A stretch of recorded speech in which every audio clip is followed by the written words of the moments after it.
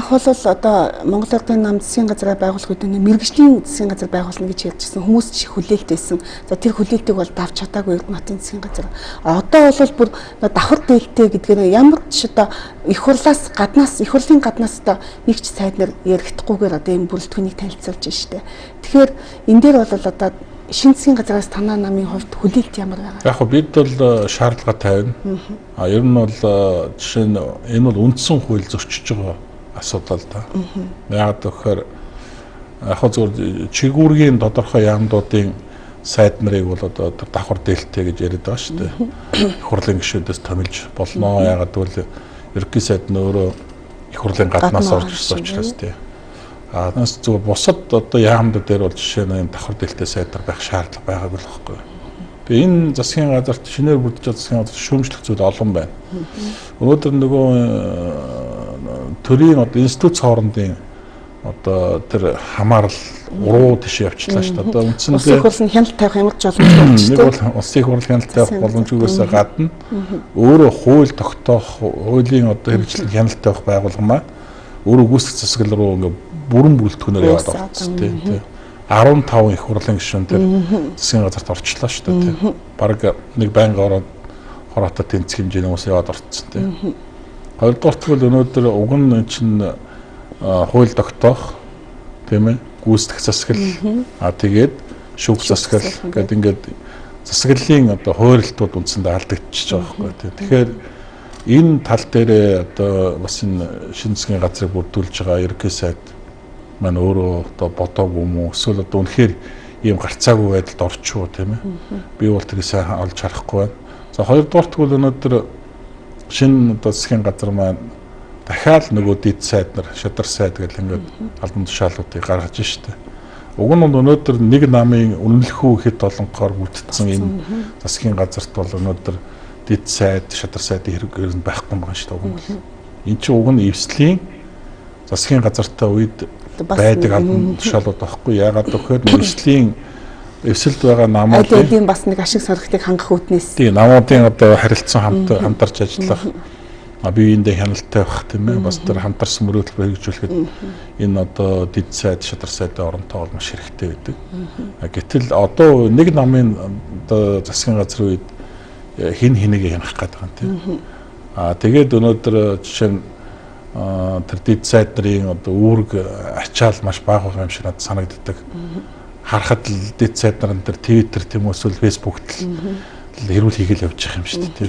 Тийм төрийн ажил хийгээд байгаа юм эсвэл бөөмөд ямар ажил хийгээд идэх хүмүүсийн ойлгомжгүй тийм. Тэгэхээр өнөөдөр дид сайдын шаардлага бол байхгүй л гэж харж байгаа тийм. Тэгэхээр тэрнийхээ оронд өнөөдөр тэр өгч чадахгүй байгаа хүүхдийн мөнгө өгөл төө тийм. Тэр оронтойгоо хэмнэлтэй. Өшөө олон одоо их усрууд хөрөнгө санхүүгийн шаардлагатай ажлууд байна шүү дээ. Өнөөдөр багш нар цалингааны мөлийгээ шаардж байна. Эмч нар цалингааны мөлийгээ шаардж байна. Тавьж байгаа шаардлага бол зүйн ёсны шаардлага шүү дээ. 2016 оны улсын хурлын бол орон нутгийн сонгуульд ардын намын дэвшүүлсэн мөрөө хөтөлбөр дотор байж байгаа шүү дээ. Амжиргааны одоо дөрөвдөг тийм ээ одоо байдалтай нь уялдуулаад цалин тэтгэврийг үе шаттайгаар нэмэгдүүлнэ гэх тийм. Гадаад дэрийг нэмэгдүүлэхгүйгээр амластай. Гадаад дөр нэмэгдээ явуулсан мөртлөө цалин тэтгэврийг нэмэхгүй л байгаа шүү дээ. Тэр одоо жил 2 сарын дотор одоо тавьсан тэр 2.4 тэрбум доллар яг юу хийсэн? Ямар бүтээн байгуулалт хийсэн? Хэдийгээр муу эдлэгч хэллээ гэсэн Чингис Бондын 1.5 тэрбум доллар юу хийсэн бэ гэдэг нь бол илт шүү дээ. Мэдээ энэ олон замуудыг тавьсан тийм ээ. Гудамж төсөл хэрэгжүүлсэн 1000 гаруй аж ахуй нэгж байгууллагуудад одоо урт хугацааны зээл үйлдвэрчлэлтийн одоо зээлийг бол олгосон. Энэний үр дүнд өнөөдөр улс орнд маш олон үйлдвэрүүд одоо ажиллаж эхэлж байгаа. Одоо төрүүлжсэн зарим нь ашиглалтанд ороод ажиллаад эхэлсэн явж байна тийм. Тэгээд бодит үр дүн бол энд харагдаж байгаа. Гэтэл тэр 2.4 орчим тэрбум долларын одоо гадаад үр нэмэгдсэн байна шүү дээ. Тэр нэмэгдүүлсэн өрөөр юу хийсэн бэ? Яг ямар бүтээн байгуулалт хийчихв? Юунд зарцуулчих вэ гэдэг нь ойлгомжгүй. Цалин нэмээгүй, тэтгэвэр нэмээгүй тийм ээ. Тэгээд дээр нь зүгээр ингэ эргээд харахад бол ер нь одоо ингээд энэ их тийм өргөлгөн засгийн газар ажилчуудаа ажил хайрсаар гэж харж байгаа. Одоо жишээ нь чим юунд үүссэн гэж. одоо хүүхдийн мөнгө нэмээгүй мөртлөө хүүхдийн мөнгө хасаад байгаа шүү дээ. 244 төгрөгийг өгөхгүй мөртлөө сайд нарынхаа урсгал зардлыг одоо багц дээр тийм ээ 400 гаруй тэрбум төгрөгийг нэмэгдүүлж баталсан. Дээр нь 807 тэрбум төгрөгийг одоо концессионерээр сайд тахимгаа сайдууд хуваагаад өгсөн гэдэг ингээд энэ бүгд чи юуг харуулж байгаа гэхээр энэ хүмүүс чинь ер нь улс орны хөгжлийн төлөө ажилласан юм уу эсвэл зөвхөн өөрсдийгөө одоо баяжуулах тийм ээ өөрсдөө сайн сайхан амьдралаа бий болгох гэж энэ засгийн газарт ажилласан юм уу ойлгомжгүй байна л да. Тэгэхээр дараагийн засгийн газар бол энэ бүх зүйлийг шалгаж тогтоох хэрэгтэй.